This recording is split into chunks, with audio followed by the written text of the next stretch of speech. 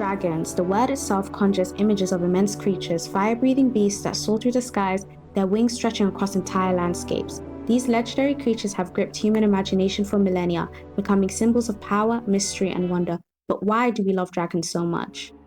When I was a child, I saw a special on the Discovery Channel called Dragons, a fantasy made real. It treated dragons like real animals, explaining their physiology, flight mechanics, and even fire breathing as if they were part of natural history. It was completely fictional, but it felt real enough to capture my imagination.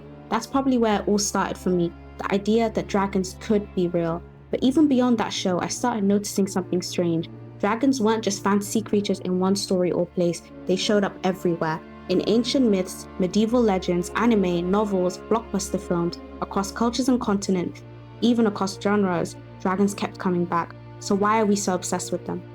In modern stories, dragons take on all sorts of roles. They might be terrifying monsters like Smaug in The Hobbit, they might be loyal friends like Toothless in How to Train Your Dragon, or they might be symbols of political power like Daenerys' dragons in Game of Thrones. But there is no single version. Dragons can be wise, ancient sages, or reckless beasts. They represent good, evil, or something in between. That flexibility is what makes them so useful in storytelling.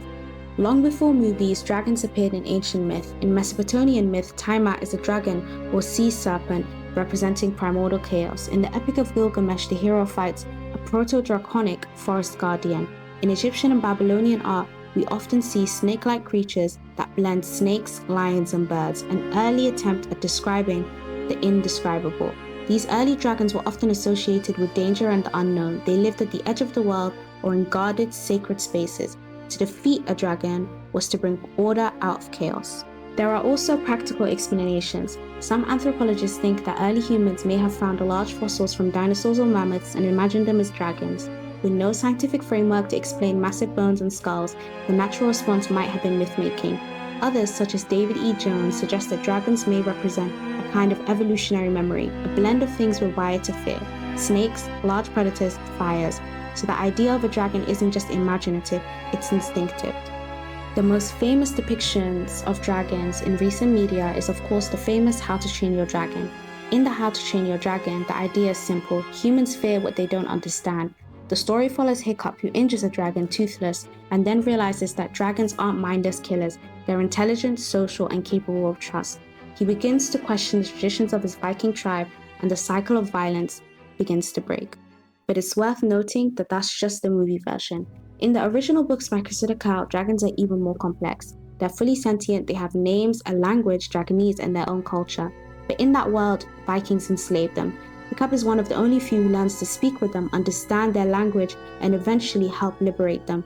So where the films are about understanding nature, the books go even deeper. They're about ending systems of domination. It changes the message from tame the wild to free the oppressed. Smaug from Tolkien's The Hobbit is one of the most iconic dragons in Western literature. He's intelligent, articulate, and overwhelmingly powerful. He doesn't represent chaos.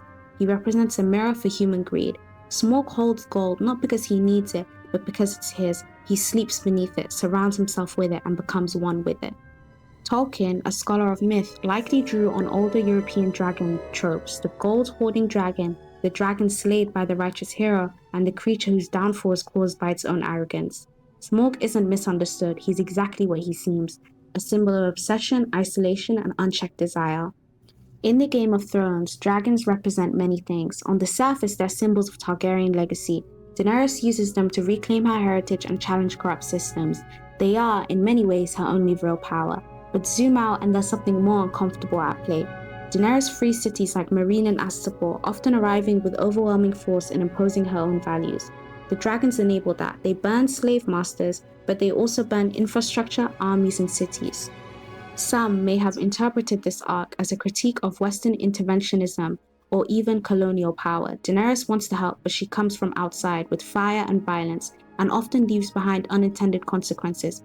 Her dragons aren't just animals, they're an extension of that moral ambiguity. In the Reign of Fire, dragons are not wise or noble or misunderstood, they're just apex predators. The film is set in a post-apocalyptic world focused on Britain, where dragons have been reawakened and burned most of civilization to ash, but there is no metaphor, just survival. But it still tells us something. These dragons act like a reset button for Earth. Humanity got too far, too arrogant, and dragons are nature's way of reminding us who's really in charge. They reflect a fear that's become more relevant lately, that something bigger than us, climate change, catastrophe, or time itself, can't be reasoned with. But not all dragons are destructive. In Eastern cultures, dragons often represent harmony, not chaos. In Chinese mythology, dragons are often associated with water, rain, and rivers, essential forces for agriculture and life. They're often wise, noble, and deeply tied to the emperor, as symbols of legitimacy and divine favor. Japanese dragons sometimes act as shapeshifters or water spirits, guardians of temples and protectors of sacred spaces. They're closer to spirits of nature, kami, than to Western-style monsters. Rather than guarding treasure or destroying towns, these dragons maintain balance. They reflect a different worldview, one that sees nature not as something to conquer, but as something to respect. Anime often blends both traditions, the Western awe of dragons as immense and powerful, and the Eastern reverence for them as wise and ancient.